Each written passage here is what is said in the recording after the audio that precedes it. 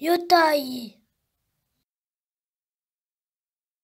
Et oui, bienvenue à tous et à tous. Très heureux de vous retrouver ce samedi jusqu'à 17h, parce que vous le savez, jusqu'à 16h, c'est le grand direct du week-end. Et de 16h à 17h, eh bien, j'aurai le plaisir, eh bien, de recevoir, un collectif complet pour l'invité politique. Voilà, comme ils sont nombreux, je suis un petit peu perturbé. Le grand direct du week-end, vous savez, c'est le rendez-vous. On va parler un petit peu d'actu, de tout ce qui se passe dans le coin. Tout à l'heure, on ira prendre la direction de d'Amiens à Mégacité, parce qu'il y a un championnat national de brass band qui se présente très très prochainement. Ensuite, on prendra la direction de Compiègne. Alors là, avec Julie et toute son équipe qui va vous couvrir de cadeaux pour la Saint-Valentin. Vous allez voir, c'est très très sympa. L'Institut, ça s'appelle Jusqu'au bout des ongles de Julie. Et enfin, eh bien, jeudi, il y avait Didier Super qui était à Tergnier. Il est passé. Alors nous, on allait voir un petit peu son spectacle. Forcément, c'était très trash, très très sympathique également. Et on l'a interviewé avec Matt. Et du coup, forcément, eh bien, on va vous diffuser cette interview.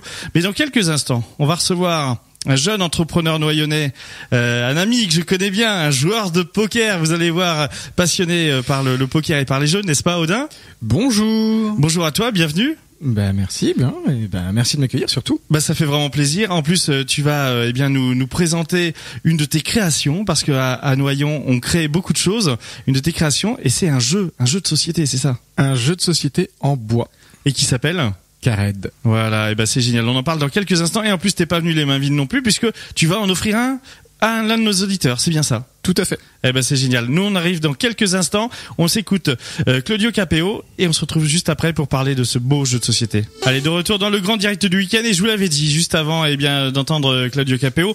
On allait parler jeu de société, et on allait parler aussi surtout, de créateurs noyonnais. C'est-à-dire que on peut faire un petit cocorico. On est content quand forcément il y a des noyonnais comme ça qui créent des choses.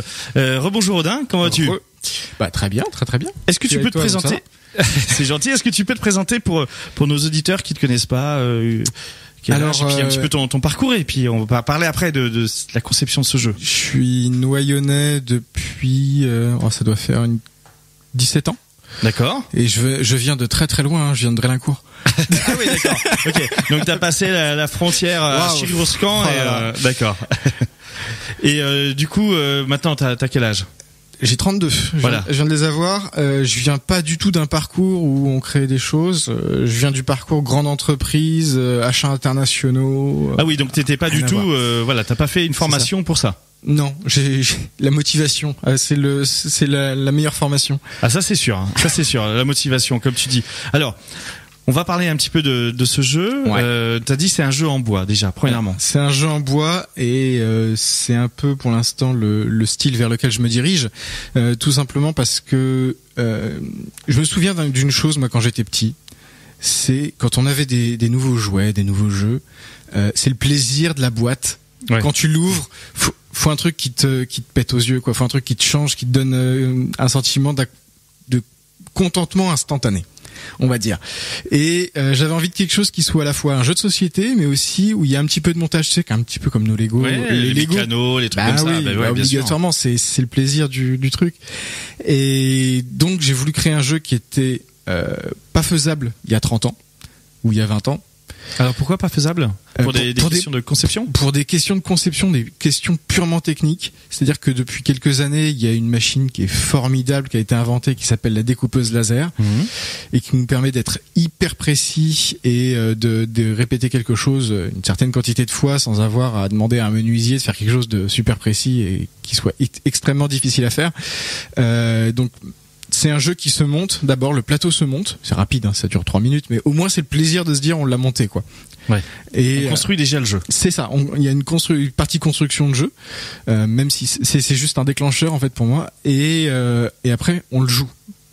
Ça, pour moi, ça implique les joueurs en fait. Ouais, le fait d'avoir construit le jeu. C'est ça. Parce que on le construit pour pouvoir, c'est une sorte de plateau qu'on va construire. Plateau, ouais. Et on va tous ensemble mettre des petites briques en bois, des petites piles en bois, voilà. Alors des tuiles en bois, plaques, voilà. Ouais. Et donc du coup tout le monde va mettre un peu les tuiles dans le désordre, mais donc tout le monde aura construit ensemble ce jeu et cette partie, ce qui fait que chaque partie va être unique. C'est ça. Alors j'explique un petit peu ou pas? Voilà, tu vas expliquer un petit peu le concept et le principe du jeu. Premièrement, déjà, il faut comprendre que pourquoi c'est en bois, c'est parce que c'est un jeu en 3D. Ouais. Qu'en carton, ça aurait été totalement impossible, ou alors vous auriez fait une partie, vous l'auriez jeté votre jeu. Ce serait dommage.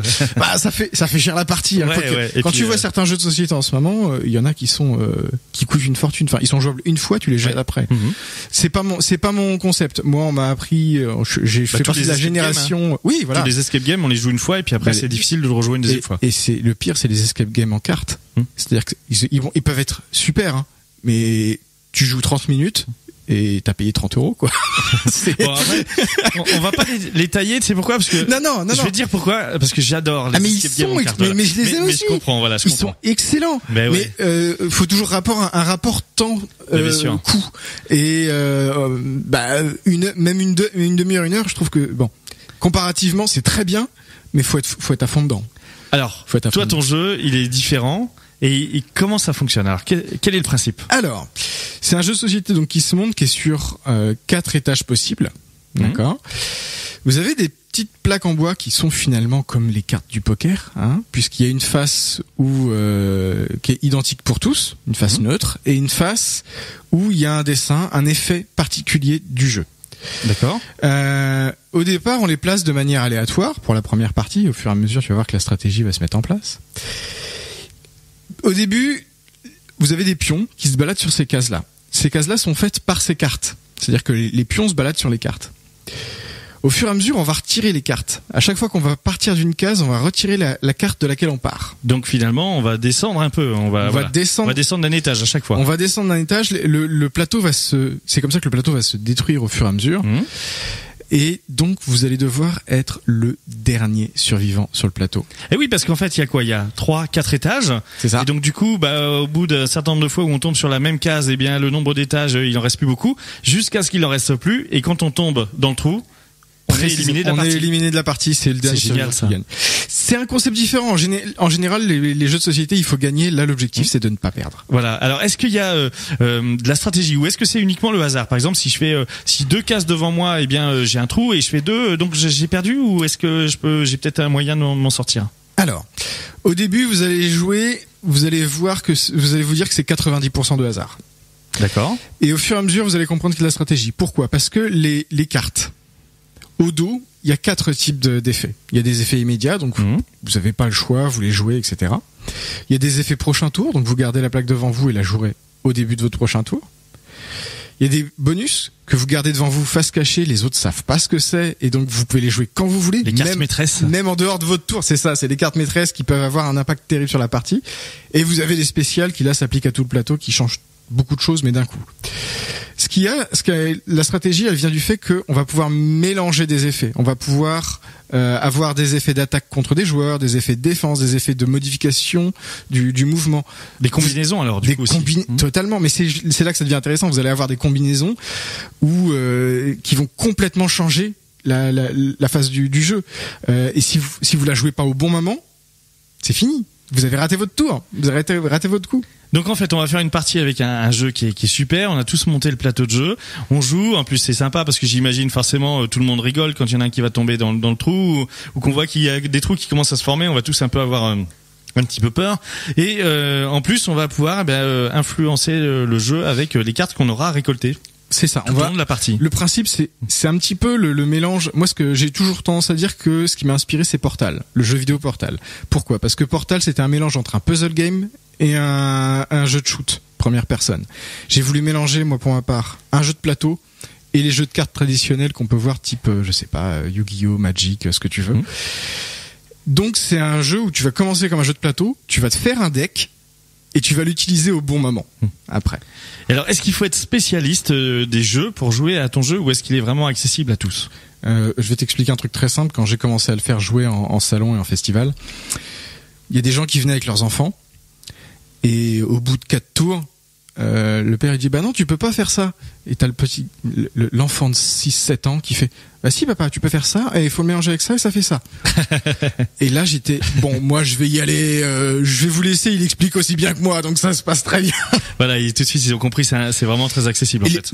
Mais c'est même plus qu'accessible, c'est-à-dire que les adultes ont l'habitude de jouer d'une certaine manière. Ils sont bloqués dans certaines façons de penser. Les enfants, eux, ils prennent tout et après ils font leur truc, et ils comprennent beaucoup plus facilement limite parce qu'ils sont moins fermés. Et ça, c'est génial. Alors, tu as eu plusieurs articles dans la presse, hein, puisque tu as lancé un crowdfunding, on peut le dire, parce que tu veux encore développer ton jeu, tu veux développer d'autres jeux également. Tout à fait. Yotoy, d'ailleurs, ton site, c'est yotoy.com, en référence un petit peu à Noyon, parce que c'est un palindrome. Tout à fait, un palindrome en 5 lettres avec des O, des Y, t'inquiète, ça a été construit. Et donc, sur yotoy.com, on peut aller, commander ton jeu, voir des photos, il y a même des vidéos, je crois, hein, pour voir un petit peu à quoi ça ressemble. Tout à fait. Alors, je suis encore en train de bosser dessus, mais je suis en train de faire des vidéos pour expliquer un petit peu les différentes plaques, quels effets on peut avoir, quel mélange d'effets on peut avoir et qu'est-ce qui va pouvoir se passer. C'est en cours. Alors peut-être que vous avez votre être cher, votre amoureux, votre amoureuse qui est passionné de jeu. Là, vous pouvez lui offrir un jeu unique pour la Saint-Valentin ou alors son anniversaire. Voilà, ça se limite pas à la Saint-Valentin. Non seulement unique, mais je suis en artisanal, je produis en très petite quantité. Ça a rien à voir avec les jeux que vous trouverez dans le commerce habituellement. D'ailleurs, vous le trouverez pas dans le commerce, vous le trouverez pas en boutique.